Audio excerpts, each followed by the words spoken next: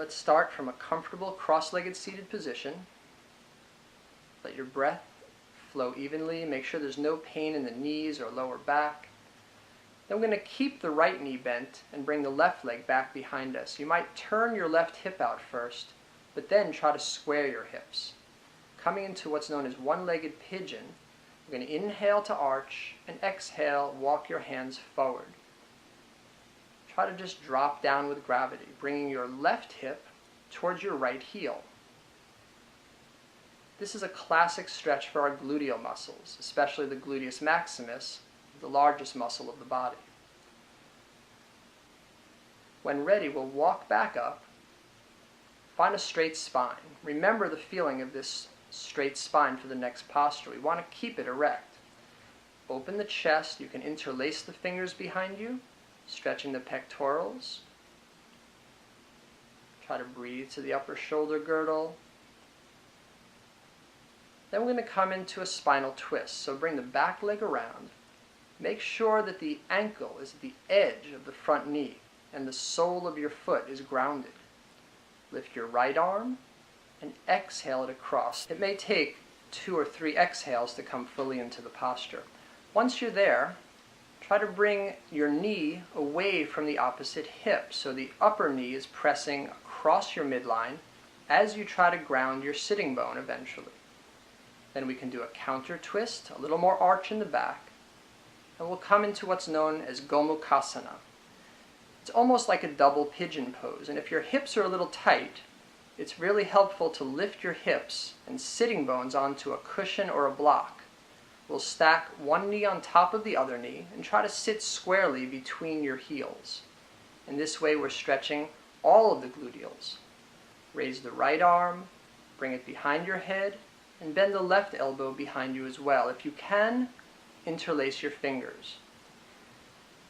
It's very good to look up in this position. As you look upwards, you're stretching the tricep muscles, you're stretching the pectoral muscles, and even the right side of your latissimus.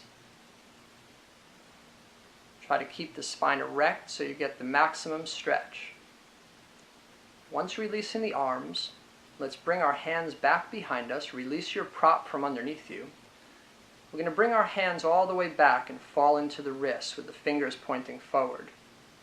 Lift the hips up. Try to lift the pubic bone into the air, and we're stretching the small muscle on the edges of the hips, known as the TFL.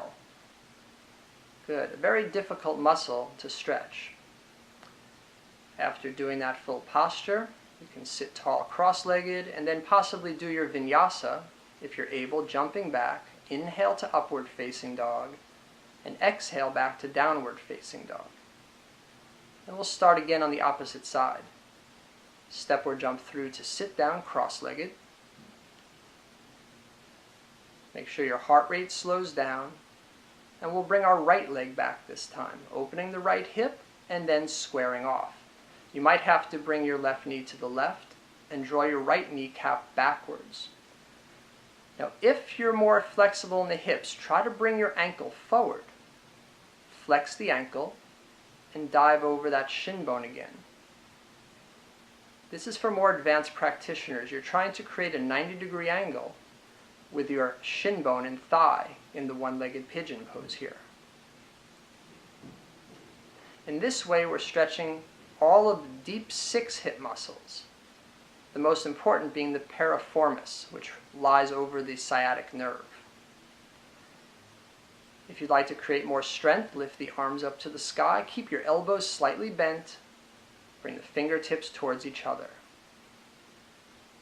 Exhale down. Again, let's sweep the opposite leg around.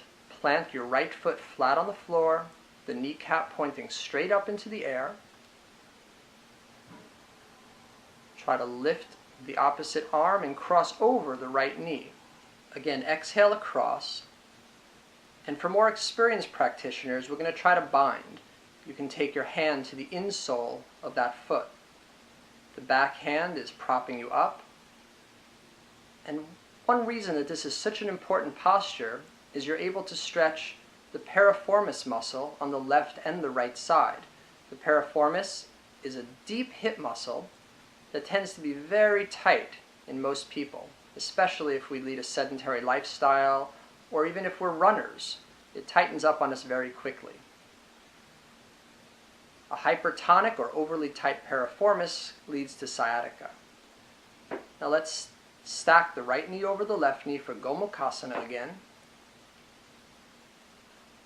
When ready, we'll lift right away, take the hands behind us, press the right kneecap forward, open the chest, and try to flatten the lower back. When ready, you can roll forward from here, jumping back to plank, arching on an inhale, and again downward dog exhale. Relax the neck, arch the lower back, and jump through if you can, coming right back to your seated position.